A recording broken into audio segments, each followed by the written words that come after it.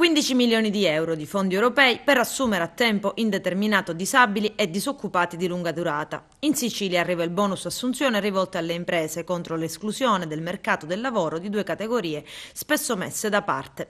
L'avviso sarà pubblicato nelle prossime ore sul sito del Dipartimento regionale del lavoro. I fondi agevoleranno così l'inserimento e il reinserimento occupazionale con contratti stabili a tempo indeterminato di quei siciliani fuoriusciti dal mondo del lavoro e dei portatori di handicap. Con questo avviso, dice l'assessore regionale al lavoro Mariella Ippolito, vogliamo favorire il lavoro vero e stabile per quelle fragilità sociali che rischiano di rimanere escluse nonostante abbiano gli stessi diritti degli altri. Per i disabili bisogna dare finalmente seguito ai dettami di una legge, la numero 68 del 99, che nonostante i suoi quasi 20 anni non ha trovato grande applicazione concreta nella società.